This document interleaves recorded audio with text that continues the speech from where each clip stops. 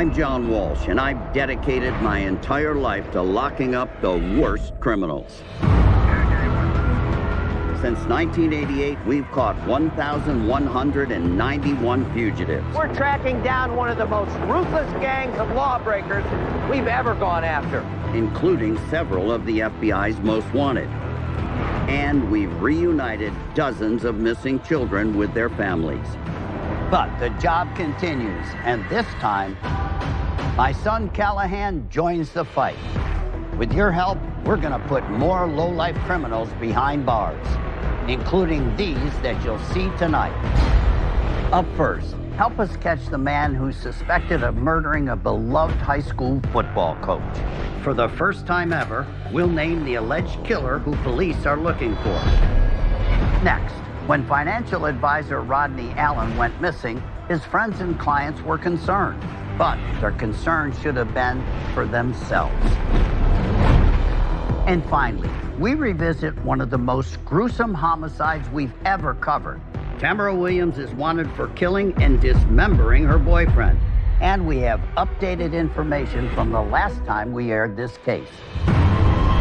America's Most Wanted, the original true crime series, is back. You can run, but you can't hide.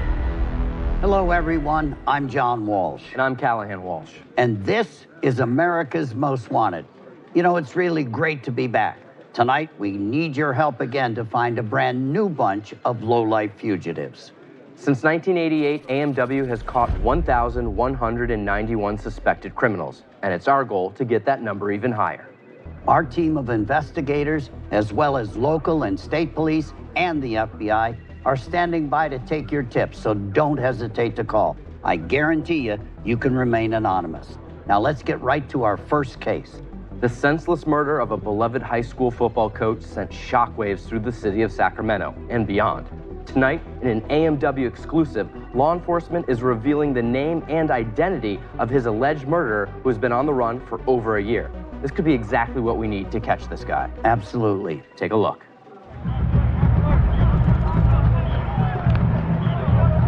Coach Grimes was more than a coach. He was a big brother. And somebody who's like a mentor to you. Najee was, I would say, destined for sunshine.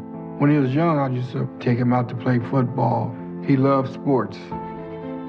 First year playing football was his freshman year, and he came straight out and dominated the whole section. For 4 straight years was a juggernaut.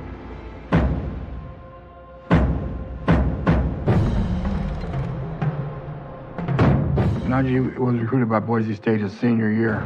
He really wanted to go to Boise State. He wanted to be a winner, and they had a great program going. And Najee came back with 5 championship rings.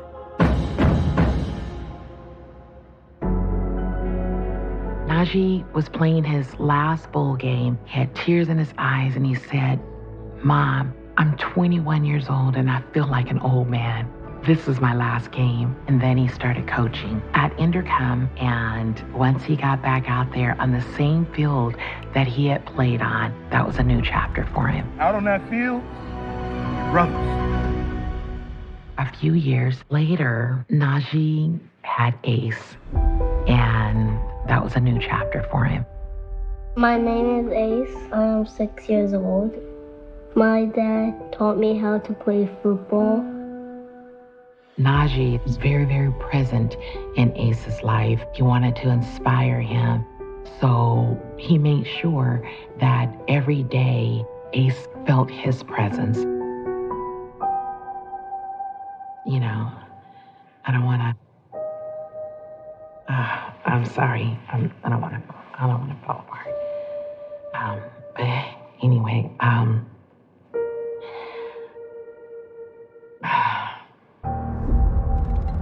That night, he was like, "I'm going out, guys." So he made plans with his friends. A few hours later, we were home and we received a phone call from his friends, and they were frantic. They told us that Najee had been shot.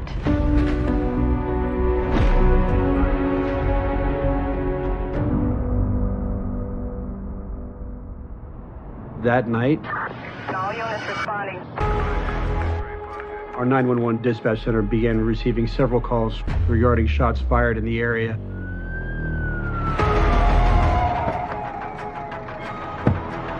When we arrived there, the first thing we do is attend a briefing given by the patrol sergeant who is in charge of the scene. The next step after the briefing was to interview the witnesses that were still on scene. We were notified by the victim's friends. He had no known enemies, and that night at the club was very peaceful, so nobody understood why this happened. The big kicker there was we learned that the victim's friend had actually witnessed the shooting.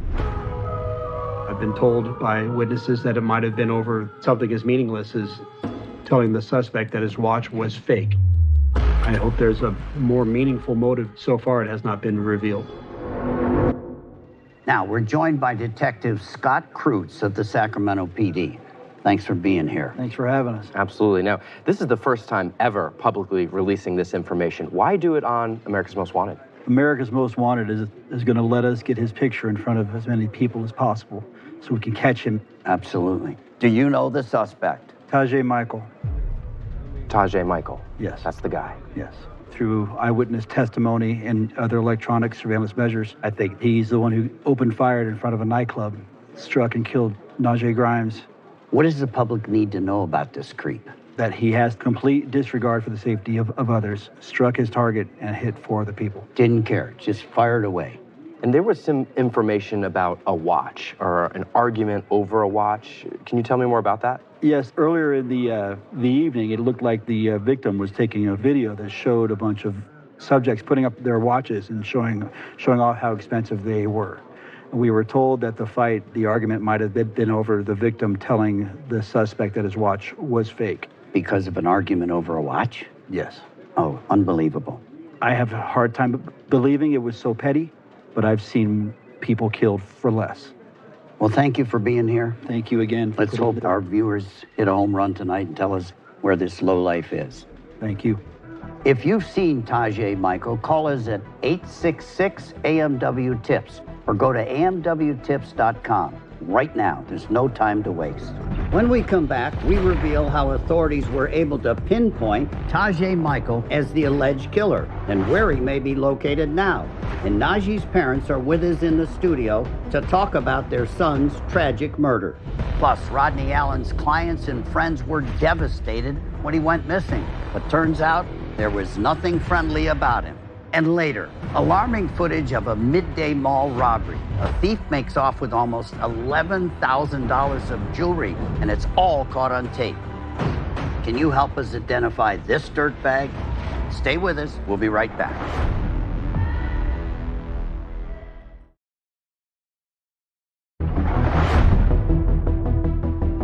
We just revealed, exclusively on AMW, the name and identity of the man police say murdered 31-year-old father and high school football coach Najee Grimes. And now we need your help to find Tajay Michael. Take another look. We have a homicide investigation with one deceased, but the victim's friend had actually witnessed the shooting.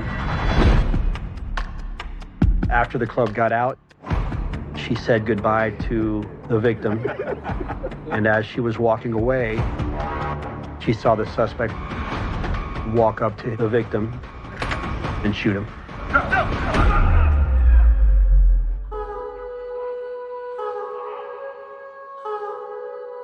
The club used a system that scanned all the patrons and their IDs as they entered. So based on that, that's how we were able to come up with a name of the suspect, Tajay Michael. Through a records check of Tajay Michael, I was able to learn that he had weapons charges in his past.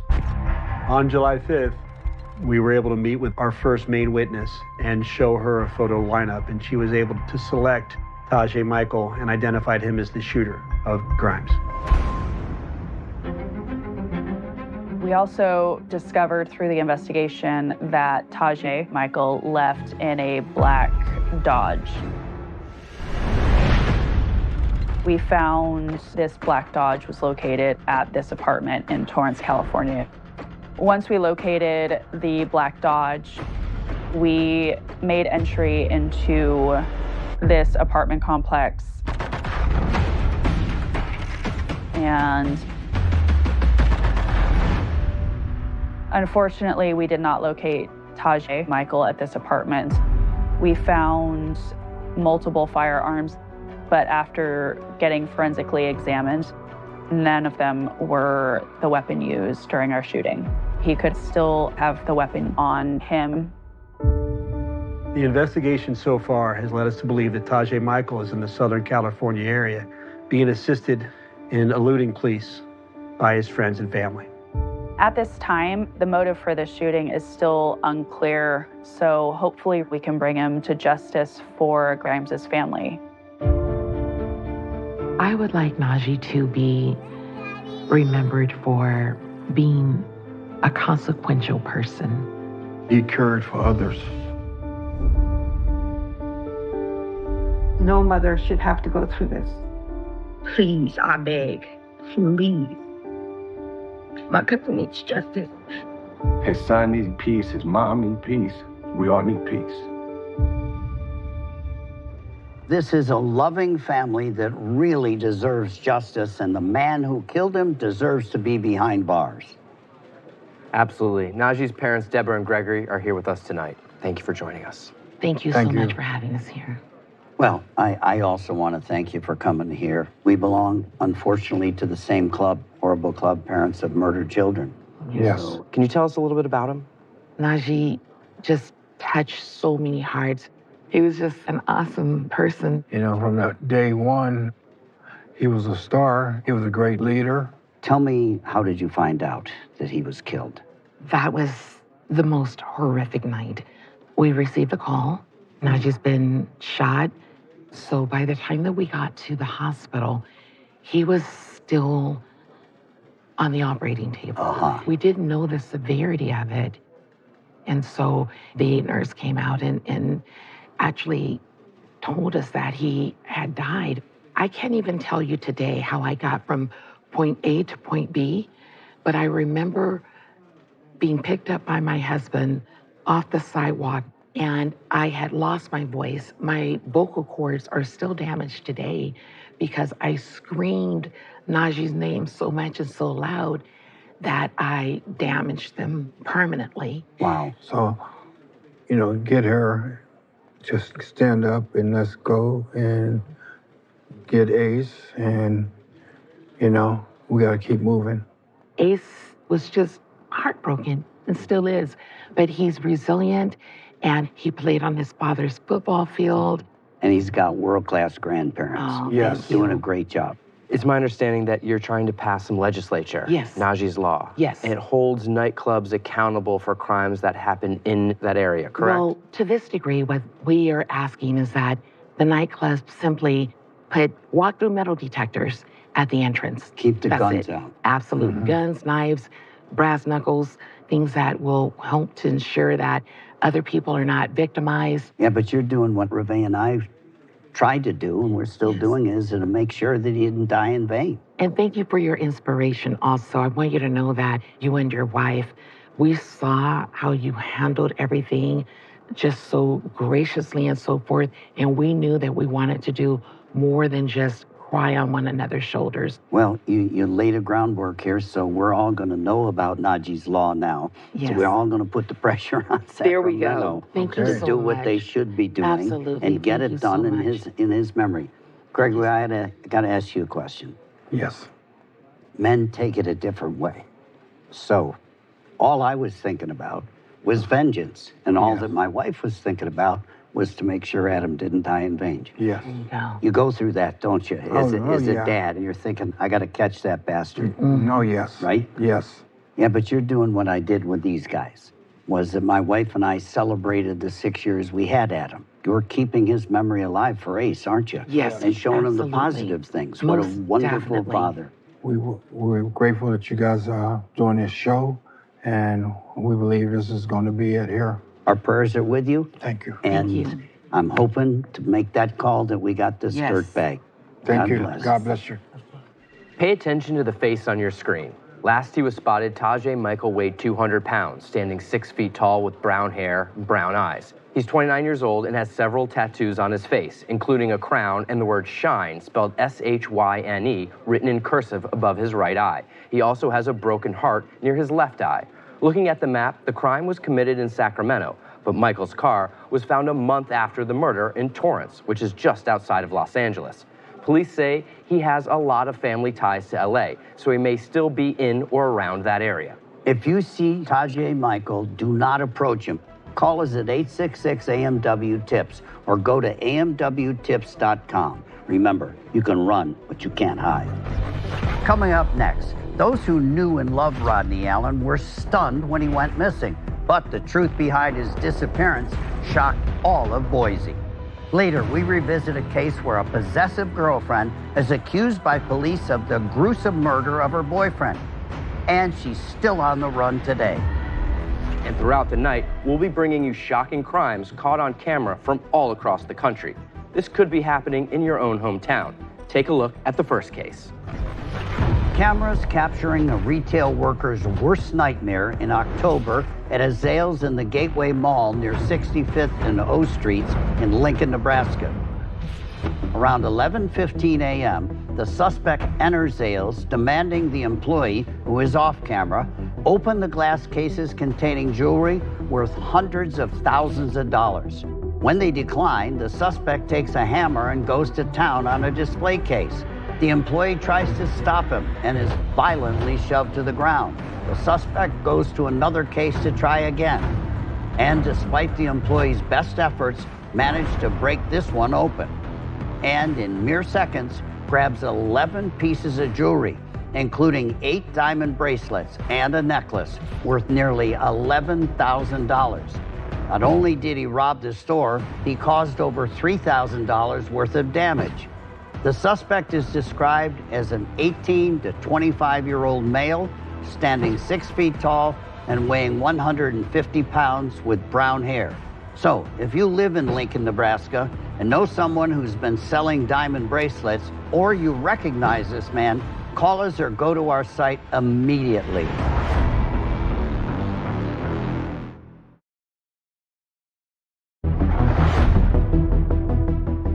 You're watching America's Most Wanted. Our next case is about your average guy next door, whose friends and clients saw him as someone they could really trust. But little did they know that he was involved in some very shady business that would end up affecting all of their lives for the worse. Check this out. Hearing that Rod was missing was the last thing in the world we wanted to hear. This is one of my closest friends. It's really hard to comprehend. It's a phone call you never want to get.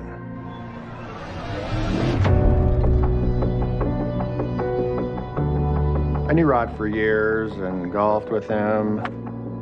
We did family things together, and even invested with Rod. I had several friends invest with him.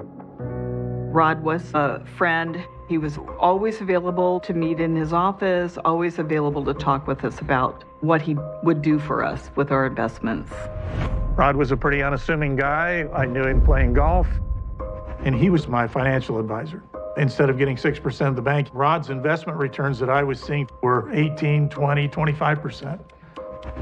I like that.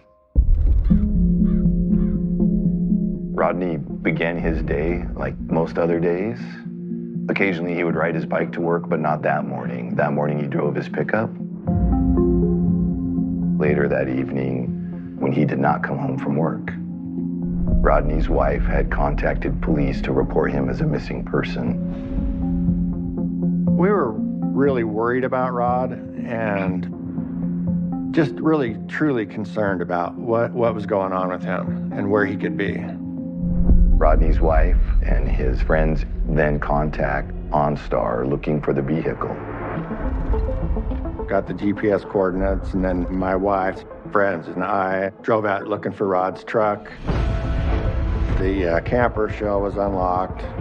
We found his wedding ring in the ashtray of the truck.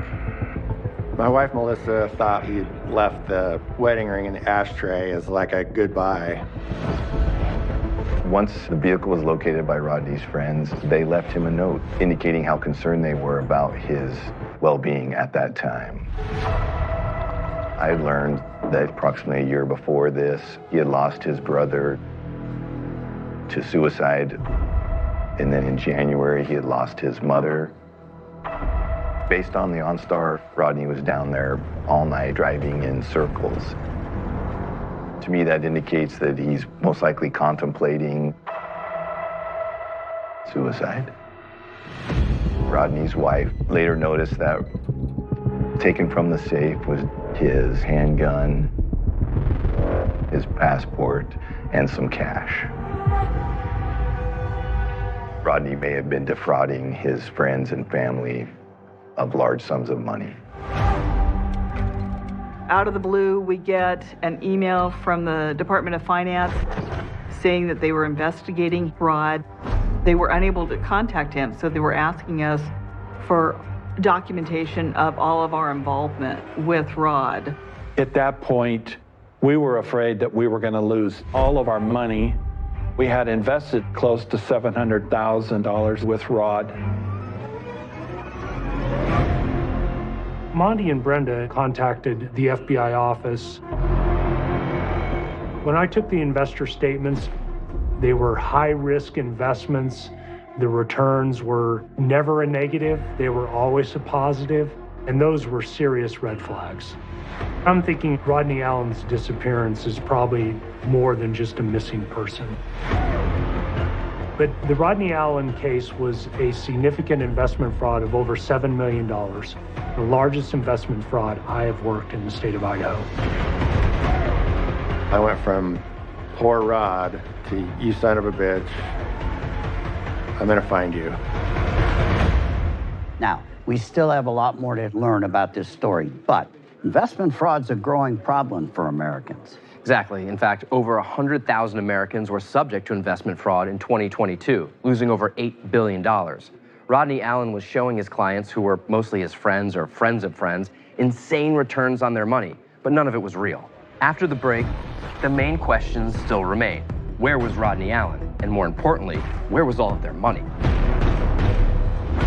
And later, another flash mob theft wipes out a family-owned bakery in California. These types of crimes are on the rise, and we need your help to stop them. But now, do you remember a guy named David James Roberts? Well, I certainly do. I'll never forget him. He was a convicted child murderer and a prison escapee who was put on the FBI's 10 Most Wanted list. And way back in 1988, he was not only our first ever fugitive profiled on America's Most Wanted, he was also our first capture, and it was a great one. Last Sunday night, escaped murderer David James Roberts was a fugitive. He was on the FBI's 10 Most Wanted list. But after you saw his story here on America's Most Wanted, our hotlines were flooded with over 1,600 calls. There were dozens of sightings, many from the New York metro area. Your phone tips led the FBI to David James Roberts' hideout. Your tips could be the difference between a criminal running free and justice.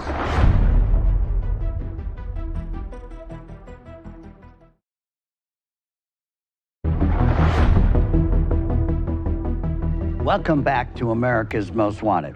Now, authorities say Rodney Allen had lied to everyone. This creep had assured his friends and his clients that they were making great investments. But the math wasn't adding up, and he knew it. It wasn't until he disappeared that they knew it, too. When I was first exposed to Rod and found out that he was making 18%, at first I was very skeptical. I ended up talking to another person that was an investor, and they both said, you got nothing to worry about. They've known him for years. He's honest. I finally decided that I need to go meet this guy, and that's one of the worst decisions I ever made. With Rod, we would receive monthly statements. They seemed like statements from a bank or a credit union. They seemed very professional. That just kind of reassured me some more that this is legit. I remember collecting the monthly investor statements, and the first time I looked at it, I knew we had a fraud. I could tell that the numbers were made up. Every statement that Rodney provided to his investors was untrue. It started out with $10,000. At the height of our investing with Rod, we probably had $500,000. I probably had around $200,000 invested with Rod. I started off with about $20,000 and it escalated from there. Eventually, he ended up taking $500,000 from my wife on her retirement. Monty was supposed to retire the next month. So retirement was canceled for Monty, and I went back to work full time. If I ever got my hands on him, there'll be a day of reckoning before I turn him into authorities, period. I got my wife's parents invested with Rod. Now they live in Social Security check to Social Security check. I reached out to the Idaho Department of Finance to find out Rodney Allen was already under investigation. Rodney knew that the Idaho Department of Finance was going to find Rodney was an unlicensed investment advisor, and he knew he couldn't keep it hidden for very long. I noticed that he had done an address search for the investigator. He was looking for her address. I also noticed that Rodney Allen had been searching for a silencer or a handgun. He might have been thinking about eliminating her in order to save himself. Rodney is a dangerous person. If he established roots somewhere else, he could easily get right back into theft from others, investment fraud, and I would be concerned for anybody who might come across Rodney Allen. I pride myself on being a Christian, but he was a silver-tongued devil.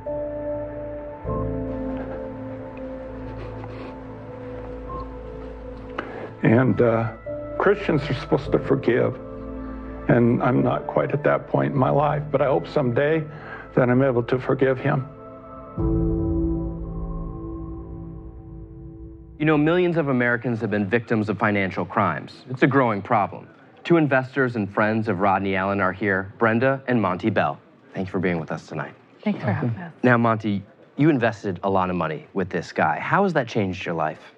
Well, for me, I don't trust people.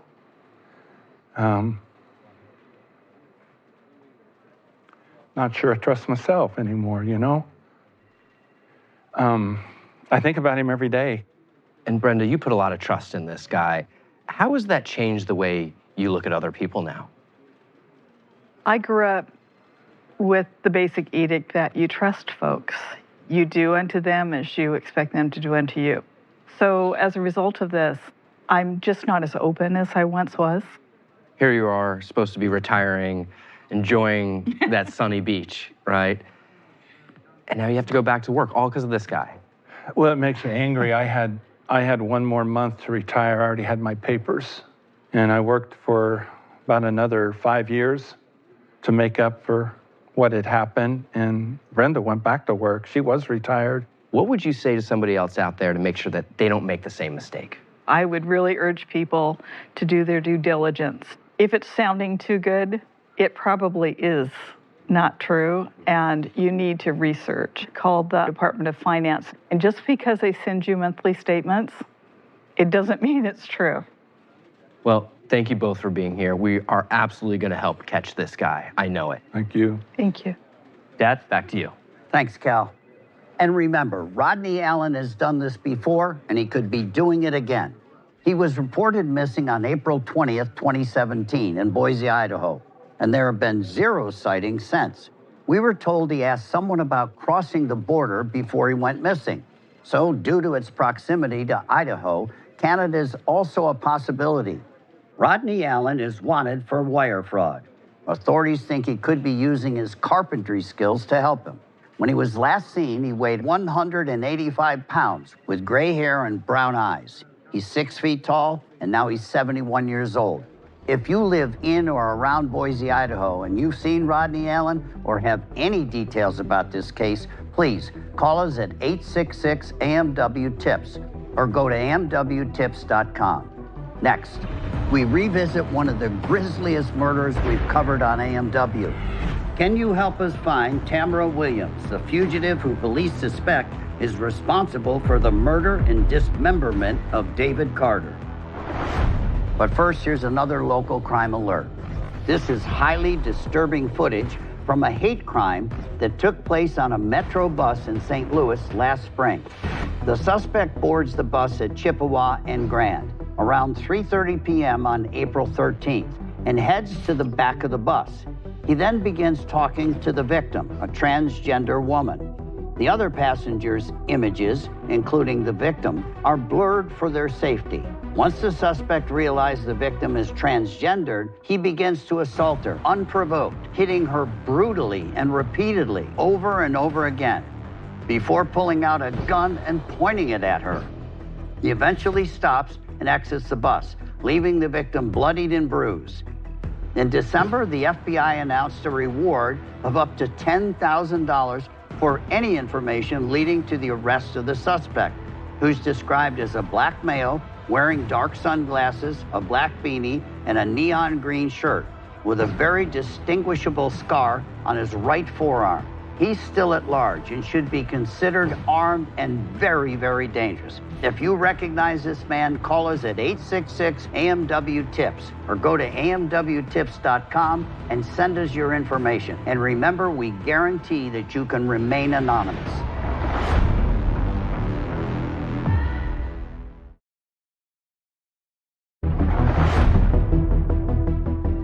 Welcome back to America's Most Wanted. Now, it's my hope for this show that we not only catch fugitives on the run, but that we find as many missing children as we possibly can. So tonight, we're asking you to help us find Astrid Kress, who's been missing since July 16th, 2023. She's 5 years old with greenish blue eyes and blonde hair.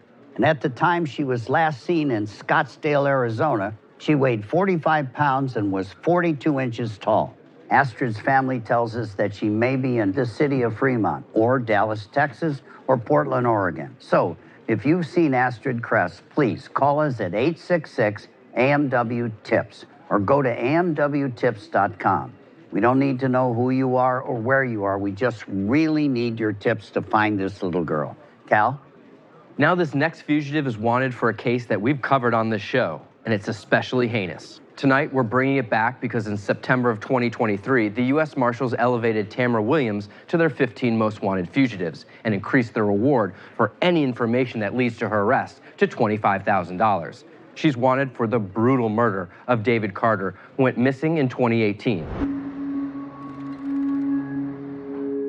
That's cuz right there, man, you know what I'm saying? My brother David was loving. David was a jokester. He always had us laughing. Get him. That was real cute. David was a great father. His son, DJ, was David's life. But everything changed in March of 2018. David and Tamara knew each other since high school and reacquainted through a mutual friend.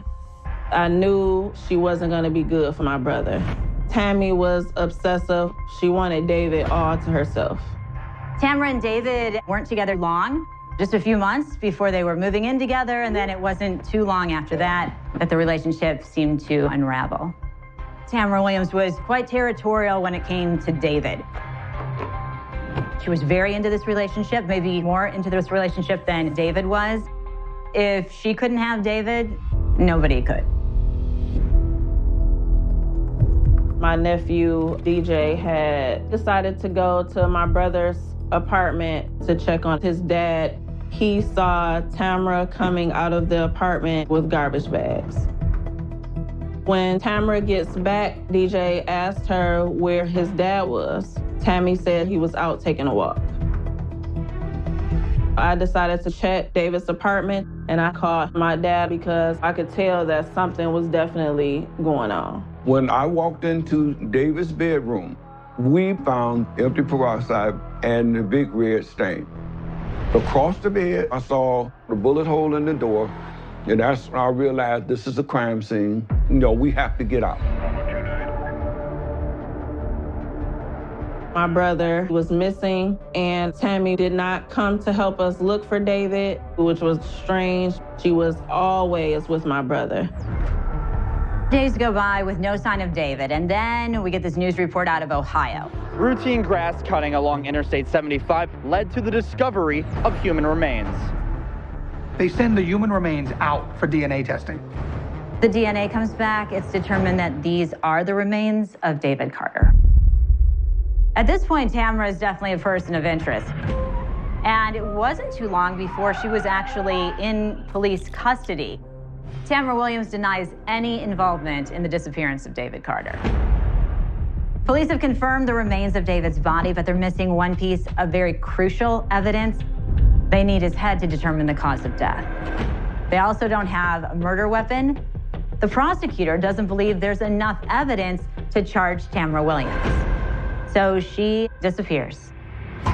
Eventually, David's head is recovered, and they're able to determine the cause of death, that he's been shot in the head. Then they know for sure it's a homicide.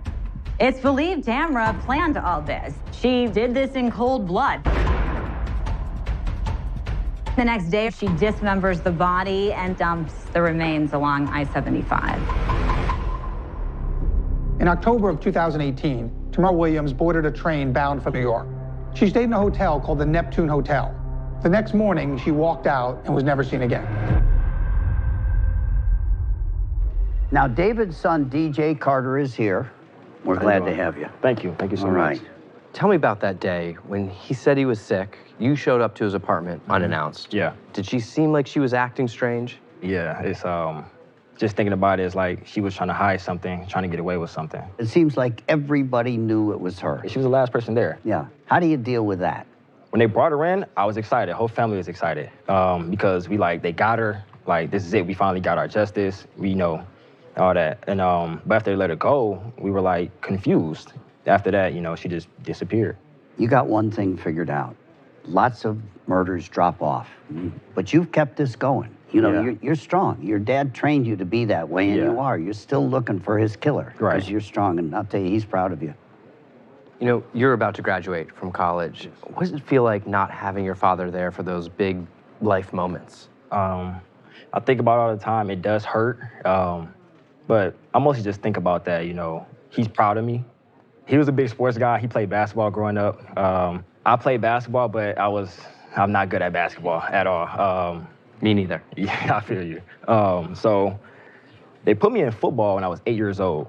And you played in college. Yes. And now you're hoping that maybe the NFL might take a look at you. Yes, I hope so. I truly hope so. Yeah, yeah. And your dad's up there cheering for you. Oh, yeah. I wish he was here physically, but I know spiritually he's watching. Oh, he's watching you. Thank you. Hope you get in the NFL. I'll come and watch you. Oh, please. Yeah, for sure. We'll both come. Oh, yeah, I got you. The last time she was seen, Tamara Williams weighed around 190 pounds. She's 5'5", has brown hair and brown eyes, although her appearance may change frequently. She's 44 years old and has a large tattoo of roses on her left arm that goes up to her shoulder. Let's check out the map. Now, this murder happened in Melvindale, Michigan, and David Carter's remains were found along parts of I-75 in Ohio. But in 2020,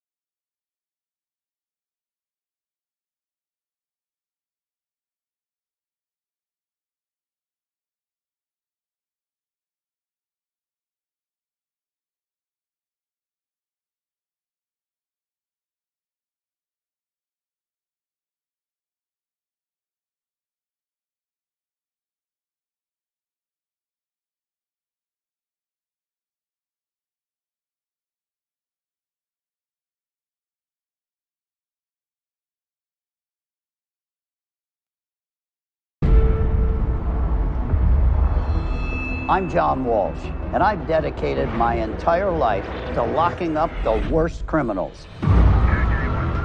Since 1988, we've caught 1,191 fugitives. We're tracking down one of the most ruthless gangs of lawbreakers we've ever gone after, including several of the FBI's most wanted. And we've reunited dozens of missing children with their families. But the job continues, and this time, my son Callahan joins the fight. With your help, we're gonna put more low-life criminals behind bars, including these that you'll see tonight. Up first, Cesar Colin brutally stabbed his girlfriend after she decided to end their relationship. See how some inventive and heroic police work piece this crime together. Next, police say Aaron Paul Victory is a career criminal with a rap sheet a mile long. His last known crime was escaping from jail after being arrested on gun charges. And finally, two sisters in Florida created a viral campaign on social media to find a suspected child predator, their own father. America's Most Wanted is the original true crime series. You can run, but you can't hide. Hello, everybody. I'm John Walsh. And I'm Callahan Walsh. And this is America's Most Wanted. We're back tonight with a whole new batch of fugitives that really need to be brought to justice. And with your help, we can do exactly that. We have an incredible team of investigators with both local and state police and the FBI ready for your tips. Call 866-AMW-TIPS or go to amwtips.com. Remember, no tip is too small, and we promise you can remain anonymous. In the early morning of November 20th, 2016, authorities got a 911 call from an unidentified woman. They didn't know who or why she was calling, but her screams from the other end of the line made it obvious that she really needed help, and quick. With some keen detective work, the police discovered her location and snapped into action. Wait until you see this heroic story play out.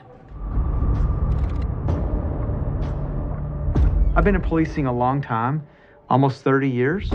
As a police officer, a domestic disturbance, we also refer to those as family violence. Those are some of the most dangerous situations an officer can respond to. Many officers throughout the country have lost their lives responding to these types of cases. On the night of the attack, Colleen, our suspect, was the boyfriend of Gloria. They had been out. She had made a decision that she did not want to remain in the relationship. November 20th, 2016, Colleen and Gloria had arrived home in the early morning hours. Gloria was not feeling well, so Colleen became upset because she refused to have sex with him. Colleen began taking Gloria's clothes off. She repeatedly told him no. Colleen told her if she called 911, he would kill her, except she had already called 911 at that point. 911, what's your emergency? And then he hears the dispatcher's voice on the other end of that phone. It appears, and that's when he begins his attack and stabs her multiple times. The 911 dispatcher could not ascertain what exactly was going on, but she did hear a female screaming for help. 911, white settlement. At some point while being stabbed, Gloria was able to get Colleen off of her and eventually made her way outside into the neighbor's home. Colleen had taken Gloria's phone away from her and ran out the back door with both Gloria's phone and the bloody knife to the neighboring street, where he dropped both the phone and the knife, and we believe that he fled the area. Hello? Luckily, the phone was able to stay connected, and the 911 dispatcher heard everything. All units responding. You copy? About 6:15 a.m., I was dispatched to an open 911 call. In my 12 years of law enforcement, I've never seen a case as heinous as this one. What's the address again? Within 16 meters of Whitney Drive. It was a female screaming. Okay. You didn't get any information? Oh, no, I didn't get anything past the screaming. As the officers get into the area, it was very challenging because we didn't have an address. But because we had an open 911 call, we're assuming if we find the phone, we're going to find the victim. The dispatcher became very creative and decided to direct officers based upon the sounds being heard on the open 911 call through the 911 system. We had officers that would honk their horn so that they could determine, based upon the dispatcher, whether those sounds were getting louder or not. I remember asking if she could hear dogs barking and what we could hear and trying to compare it, and it was very similar to playing Marco Polo.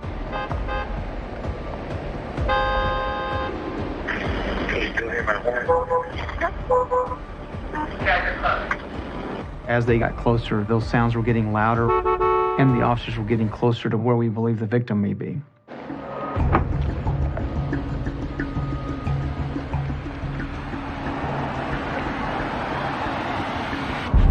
There's the phone right there. There's the phone, there's a knife. Bloody knife. Oh, lovely.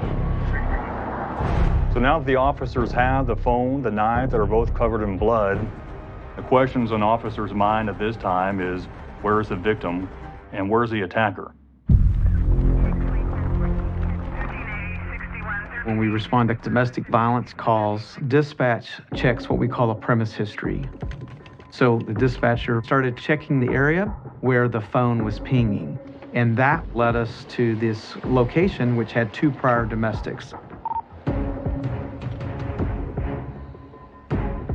61, I'm gonna have a fairly massive amount of blood in the front doorway and sidewalk. Police!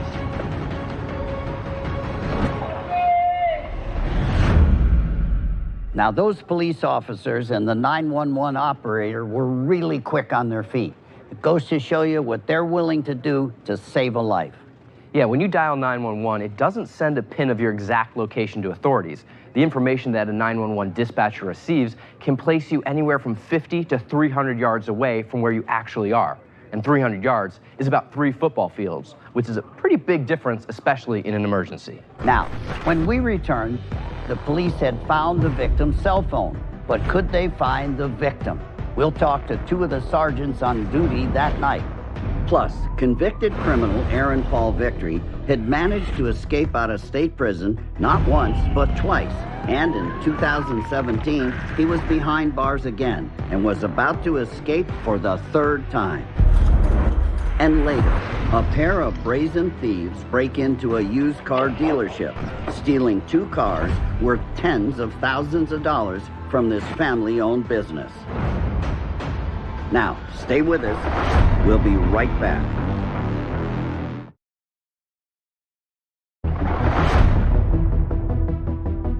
Welcome back to America's Most Wanted. As we saw before the break, the White Settlement, Texas police had arrived on the scene to find a cell phone, a bloody knife, and a massive amount of blood. But they still needed to find the victim and her attacker. But what they decided to do next was really amazing. I hear a faint female voice to my right. I grab my flashlight, look over, and I see a massive amount of blood on the front of another home 2 doors down, and a woman slumped beneath the door, not moving. Officer Tibbet arrives with me at the front of the house, assists with putting a tourniquet on Gloria's arm where she'd been stabbed in the artery and lost a massive amount of blood. As Gloria is in and out of consciousness, she calls out her attacker's name. They thought what? So with officers now having a name of Gloria's attacker, they find a truck parked in front of her original residence. Henry Nora King 4357, Henry Nora King 4357. They run the plates and it comes back to Cesar Colleen, but he was nowhere to be found. Gloria was brought to a local hospital in critical condition. Officer Brown confirmed with medical staff that Gloria had 5 deep critical stab wounds and was currently in surgery. The next step was to clear the house. Police department! 61, we cleared the house in the backyard. Holy cow. Yeah. Stabbed her in the bedroom, it looks like. Yeah. They clear the house. They determine there is no other victims and the suspect is at large.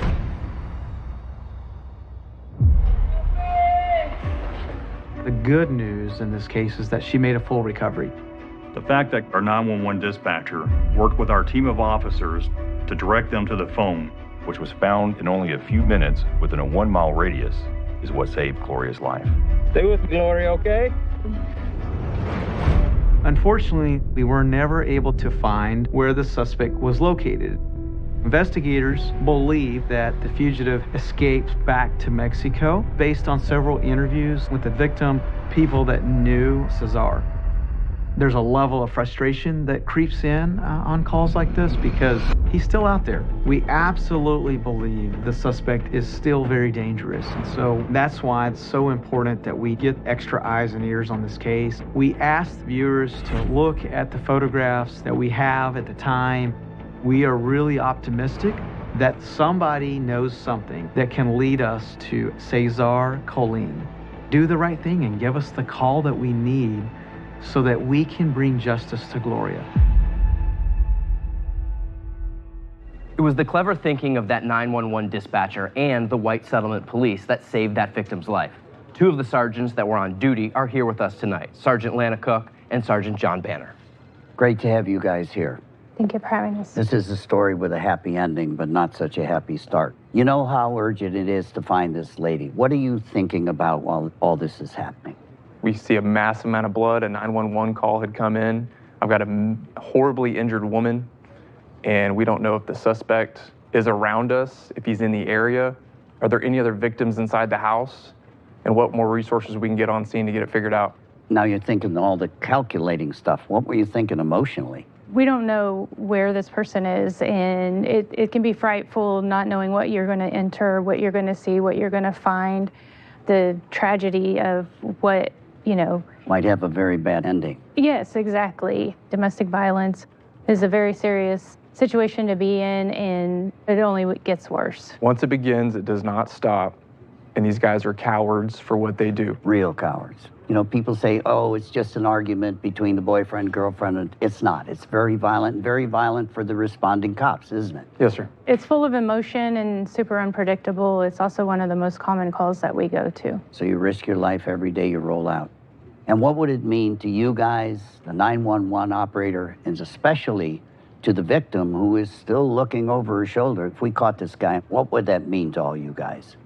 It'd mean a great deal. I believe she would not be living in fear anymore, and just to see justice would be a great value to her. It's a representation that people who do these things are not going to get away with it, and that people do have resources to reach out, and people will help. I want to thank you and the 911 operator for helping this victim. You probably saved her life, so thank you. Thank you. Thank you for having us. Glad to. Colin is wanted for first-degree aggravated assault. He's now 38 years old with black hair and brown eyes. He's 5'7", and when last seen, weighed 175 pounds. We have an AMW age progression of what Cesar Colin might look like today. Now, this stabbing occurred in White Settlement, Texas. And while authorities know that Cesar Colin has family in Grand Prairie, Texas, they do believe he fled to Mexico following this attack. Please send us your tips. Whether you're here in the U.S. or our friends in Mexico, every tip gets us one step closer to catching this guy. Don't forget, we guarantee you can remain anonymous. Call us or go to our site, 866-AMW-TIPS or amwtips.com. You can run, but you can't hide.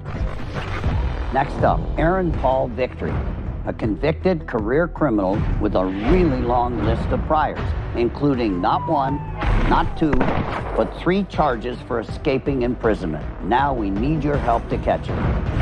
And later on, an alleged sexual offender is outed on social media by his very own daughter. This man is a vile human. We'll speak to her and her sister about their work to get justice for his victims. But first, also throughout the show, we'll be spotlighting local crimes from all over the U.S., perhaps even from your own community. Can you help us solve this one? Unbelievable surveillance video of 2 thieves breaking into a used car dealership in Goshen, Ohio. It happened at Upscale Auto, located at 6991 Thompson Road.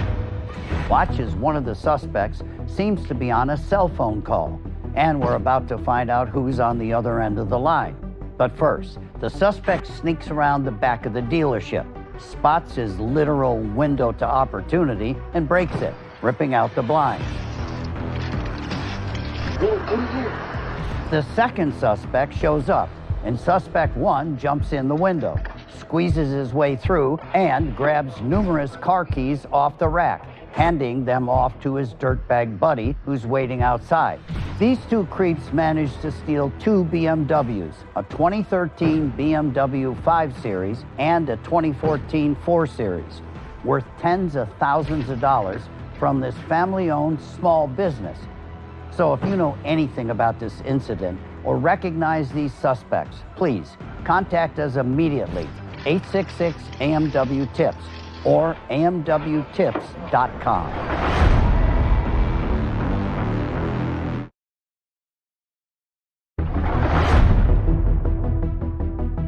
Welcome back to America's Most Wanted. You know, Aaron Paul Victory is the kind of criminal who just won't quit, proving time and time again that he simply refuses to obey the law. Whether it's his mile-long rap sheet or his multiple jailbreaks, this guy is desperate, and for years has been a thorn in the side of every law enforcement officer in Oklahoma. Aaron Paul Victory is a career criminal who is armed and dangerous and currently on the run in southeastern Oklahoma. He's got 24 charges and 15 convictions, ranging from grand larceny to burglary, false imprisonment, to escape from confinement.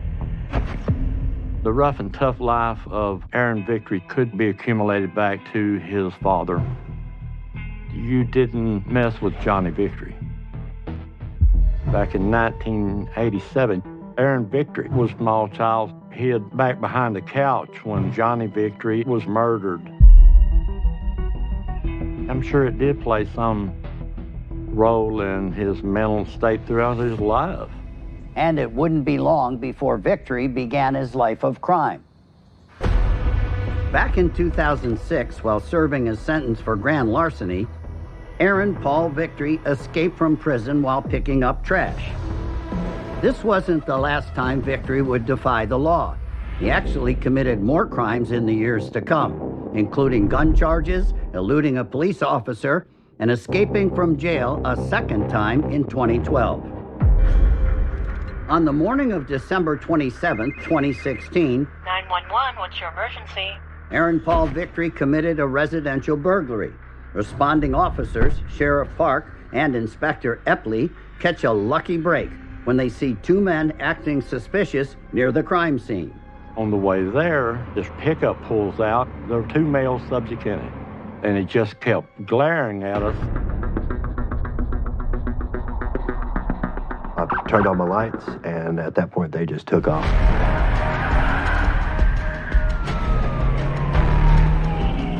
There was a quick chase of 5 to 6 miles before Victory turned onto an access road.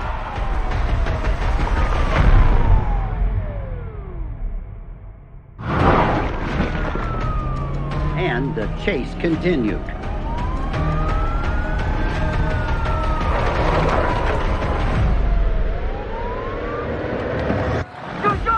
I see Mr. Aaron Victory come out with a pistol, so I shoot a round off from my rifle. Victory took off, disappears into the trees and brush, and he escaped. I go around and remove Rocky Duncan at gunpoint. Mr. Victory grew up in a very rugged environment, avid outdoorsman, enjoys staying out in the woods for an extended period of time. So I radioed for additional units to come help. All units responding. We are on the east end of Choctaw-McCurtain County line. Anything north or south was wooded area. We're talking about an 800 square mile area full of dense trees and brush. Victory grew up here. He knows the area well. He's a lifelong criminal who is armed and dangerous, a threat to everyone in the vicinity. We called in every available neighboring agency. We had several locations that were searched with no luck. We were able to get search warrant for cell phone locations, started piecing together who this man would call, where he would go. Ended up, we were able to locate him in Antlers, Oklahoma, about 30 miles north. It didn't take long for the family or the people of Choctaw-McCurtain County area to know that Mr. Victory was on the run. around 11 p.m. at a distant relative's home in Antlers, Oklahoma, 37-year-old Aaron Paul Victory was arrested. But he wouldn't be behind bars for long.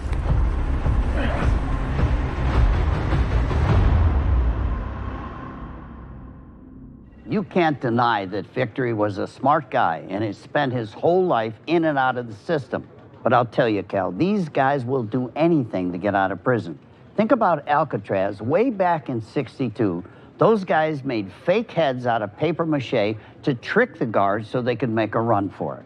It is fascinating, but it's not as easy to escape jails and prisons nowadays. In fact, there was a study done by the Prison Journal that said 92% of prison jailbreaks are actually unsuccessful. But that doesn't mean there isn't a lot of them. Escapes happen every single day. They're much more common than you'd think. It's not always as sensational as you see on TV or maybe in the movies, but a lot of times it can be a guy walking right out of a low-security jail. And on that note, a special alert to correctional officers.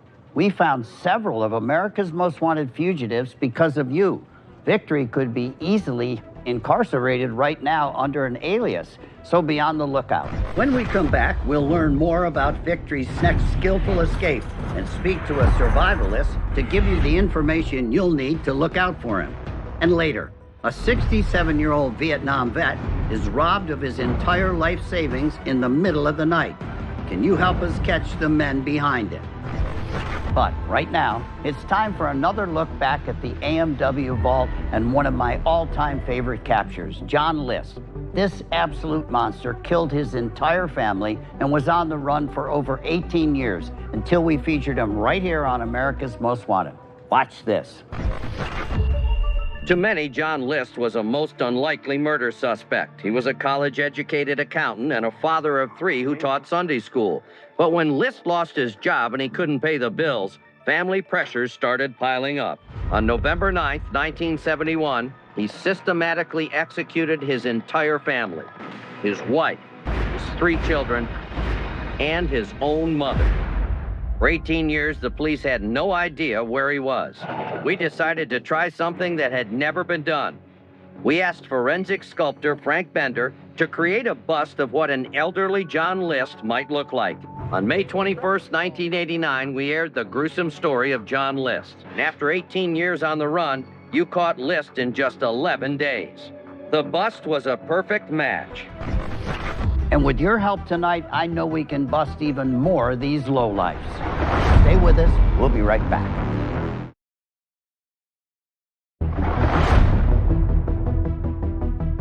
Welcome back to America's Most Wanted. Aaron Paul Victory was a career criminal, willing to do whatever it took to avoid serving time, even pulling a gun on the Choctaw County sheriffs before his last arrest in late 2016. Soon after, he was incarcerated again. But again, he wouldn't be there for long.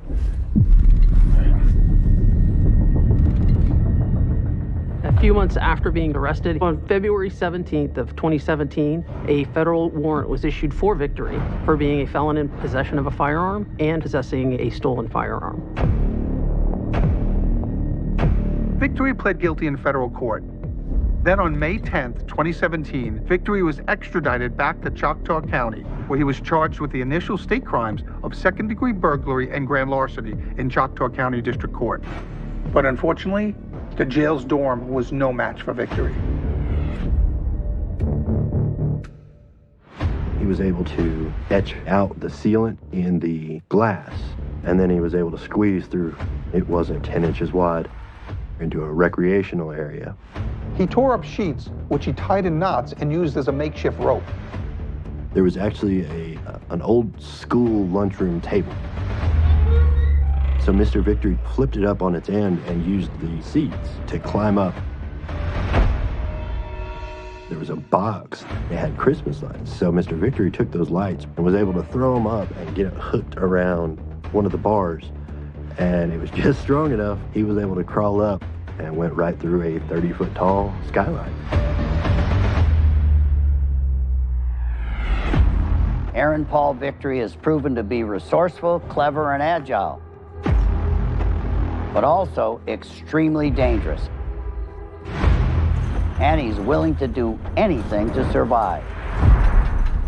I really think that someone along the way had picked him up, family or something like that, because it didn't take long before he's gone.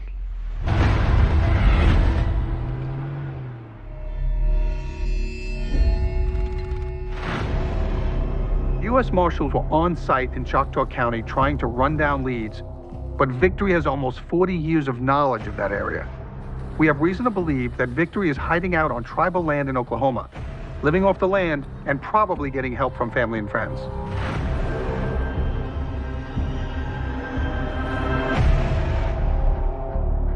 The original charge had him committing an armed robbery and then pointing a weapon at police officers. So he is still considered armed and dangerous. Because Victory has been escaped since 2017, he's had about 6 years to get into a routine. So we're hoping that he might be getting a little sloppy now and that we might be able to capture him. He's a danger to the community. Victory is a career criminal. The longer he's on the run, the more crimes he could commit, putting innocent people in danger. He's been on the run 6 years. That's got to take a toll on somebody because you can never let your guard down all the way. So complacency is a killer. Eventually he will make a mistake. He's got to be right every time. We only have to be right once.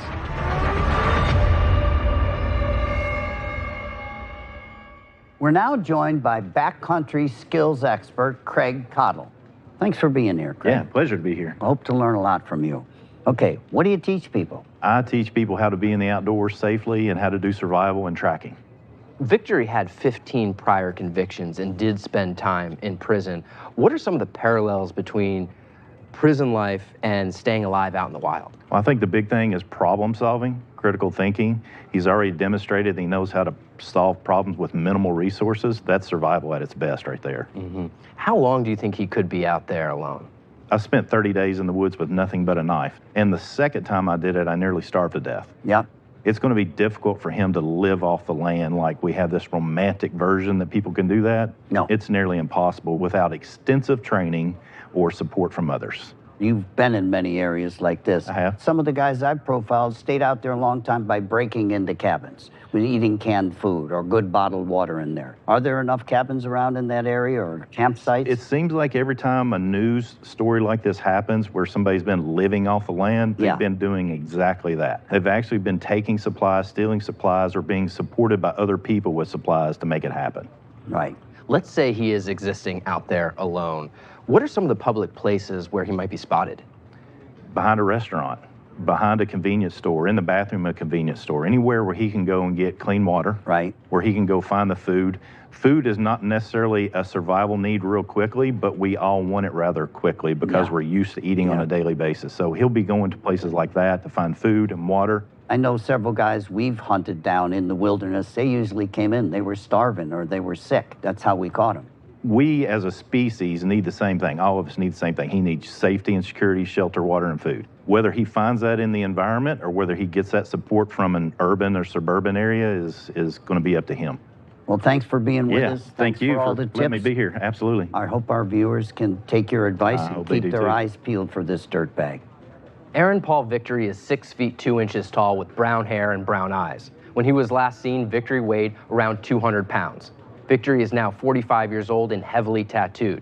He has tattoos on his arms, back, and left shoulder. Check out how distinctive the ones are on his right arm and right leg. He also has visible scars on his head and right cheek. We have an AMW age progression of Victory and what he may look like today, and another one with a beard, which he may be wearing to hide his features. Victory escaped from Choctaw County Jail in Hugo, Oklahoma, but he has ties to McCurtain County in Oklahoma as well, where his ex-wife lives. Recently, investigators have reason to believe that Victory could also be hiding out on tribal land in Oklahoma. There have also been sightings of him in Mississippi and in Oregon, where his relatives live.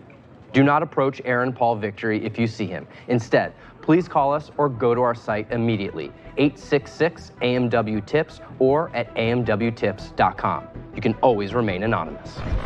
Next up, the daughter of an alleged sex offender finds out about her father's charges and takes a stand on social media. This man is a vile human. Have you seen this creep, Davy Albaron?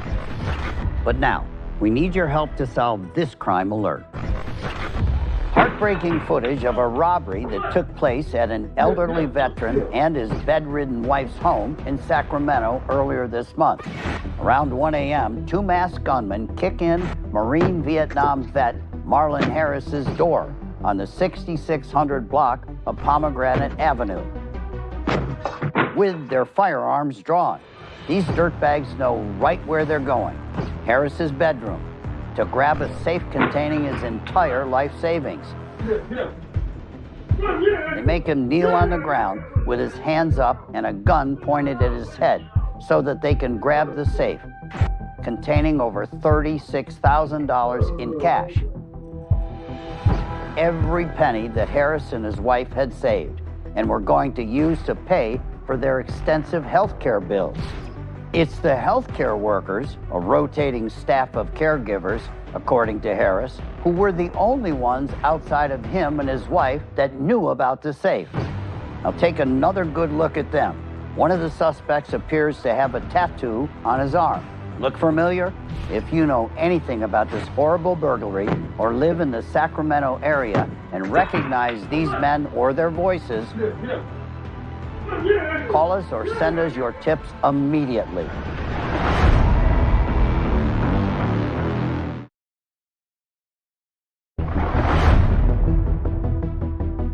Welcome back to America's Most Wanted. You know the #1 goal for AMW is to find fugitives, but also to find as many missing children as we possibly can. Sharing the names and faces of these little ones can save their lives, plain and simple. So, this week, we need your help to find 4-year-old Stephen Bryant. His last known location was Indianapolis, Indiana, on June 9th, 2022. Stephen has light brown hair and dark blue eyes. When he was last seen, he was about 3 feet tall and weighed about 35 pounds. Authorities believe that Stephen could currently be in Bedford or Mooresville, Indiana. So if you've seen Stephen Bryant, call us or send us your tips at 866-AMW-TIPS or amwtips.com. Let's get this little boy home where he belongs. Cal, what's our next case? In 2022, Anna Alberon found out her father was on the run after being charged for sexual battery, lewd and lascivious molestation, and child abuse with 2 minor victims. Anna took to social media to share her family's story and to ask for the public's help in finding her dad, so his victims can get the justice they deserve. Her post went viral, getting the attention of people across the country, including everyone here at America's Most Wanted. We're going to talk with Anna and her sister, but first, watch this. 2 sisters in Florida are using social media to create a viral campaign to capture an alleged child predator that they know all too well. So this is my father. He's Osceola's most wanted for his crimes against kids. When his last victim came out, who happened to be my daughter, everything came out. So I found out last year that my father hurt my niece. I got upset and I posted this on Facebook. Like, in a matter of hours, this was viral. Their efforts have been so successful that even the local sheriff's department has joined in on the viral campaign. This is the Osceola County Sheriff's Office. We have a warrant for Davey Alberan for his arrest for the acts that he did against 2 young girls. Thank God for the courageous acts of coming forward to help us get this scumbucket off the streets for what he did. I just want to give a big thank you to everyone who's been helping us and supporting us and donating to either the billboard, sharing and reposting our videos, spreading the word and keeping an eye out and sending in tips. Like, that means a lot to my family and I. This man is a vile human, and I feel like because I'm his oldest and I'm his first, I need to find him. Like, there's just something in my soul that will not stop until I do. Because all I care about is finding my dad. Davey Alberon's beautiful daughters, Anna and John Ady, are with us. Thanks for being here. Thank you so much for having us. Thank you so much for having us. You are so brave. You are so brave Thank and you. tough. First, let's start at the beginning. How did you find out? So I actually got a phone call from my sister, and she told me that my child had said that Davey had been sexually abusing her the last few months, and my heart dropped. What did you think? I was devastated. My dad was my best friend, and I couldn't believe that he did that. Horrible nightmare. Yeah. Horrible nightmare. As a father, you're supposed to protect your Hell family. yes. Hell You're yes. supposed to protect your family, not supposed to harm them. How difficult was it for you to discover this information about your father? The most heartbreaking thing I've ever had to deal with in my life. I had to be strong for my child while I was breaking down, you know, on the inside. Every day I'd be crying. I couldn't even tell her till days later because I felt like I failed my child, you know, and I just didn't even know how to speak up about it out loud. I couldn't believe that I was going through something like this. I couldn't believe my child was dealing with something like this. Do you think there could be other victims out there potentially? I think possibly there is, because when I posted him on social media, I was flooded with DMs of other people that allegedly said that he had also victimized them as children. Like, my worst nightmare is that I don't catch him in time and then he hurts someone else. What a coward. You're way braver than him, way stronger. Thank you so much. And his daughter, she was so happy, her child. She's like, we did it. Like, when she knew he was sorry. Literally the night before we came out here, she was just so happy that we were even going to be on the show. What would you want to say to him? How dare you? How dare you? I trusted you with what was most precious to me, and you betrayed my trust. You traumatized my child for the rest of her life. You know, I just turn yourself in. That's all I can say. Turn yourself in. We're not going to stop. I'm a grandfather. We decided to do this. He's on my personal top 10, and I never quit. We never quit. We'll catch that dirt bag, I guarantee. And then he's going to pay. He's going to pay. But I got to tell you, I am so impressed by your strength. My wife always said to me, remember who the real victim is, your daughter. Yeah. You got to fight for her. We're going to get him. You'll get your justice. Thank you so much. God bless. Davy Albaran is a 51-year-old Hispanic male with brown eyes and black hair. He's 6'1", and when last seen, weighed 220 pounds. Now, he's got many identifying features, so please take a good hard look at this lowlife. He's got a big scar on his left thumb from when he cut the tip of his finger off, another scar above his left eyebrow on his forehead, a scar on the top of his left hand, as you see here in these pictures, a very distinct vein under his left eye, crooked teeth. The front four of his upper teeth go inward. And he also has a strong New York accent, and he speaks Spanish. Now let's take a look at the map and see the possible places he could be hiding. According to his daughters, he's known to frequent St. Cloud, Florida, where he's being charged, as well as Kissimmee, Florida. His last reported sighting was in November 2023 in Lakeland, Florida. Davy Albaran also has a lot of family in Puerto Rico, specifically the areas of Ponce and San Lorenzo. Let's find this coward scumbag. So if you've seen Davy Albaran or have any information about this case, for our friends here and our friends in Puerto Rico and beyond, please contact us now at 866-AMW-TIPS or at amwtips.com. I guarantee you, I'll say it again, I guarantee you can remain anonymous. Just have the courage to make that call and make these kids' lives better. When we return, a recap of all the dangerous fugitives that we discussed tonight. But right now, can you help us solve this local crime alert? 5 thieves stealing up to $250,000 in luxury goods during a brazen afternoon robbery at a Chanel store in Washington, D.C. last December. It happened at the City Center, D.C. on I Street Northwest at around 5:30 p.m.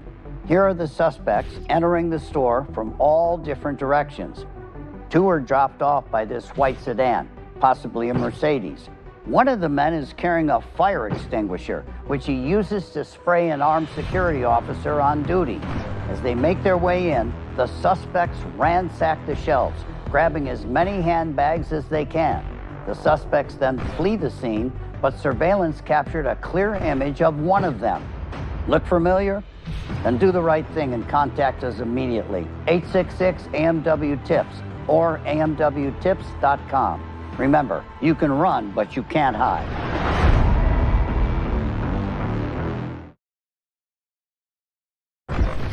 Two robberies almost 5 months apart, happening in the same Spanish Fort supermarket, and authorities have reason to believe they're connected. The incidents took place at the Publix at 10179 Eastern Shore Drive. Here's a shot of the 2 female suspects who police believe were involved. Watch closely as the one in peach follows an elderly victim, boldly snatching her wallet out of her purse, just inches from the victim's face. Over $5,000 worth of prepaid gift cards were purchased at a nearby Sam's Club.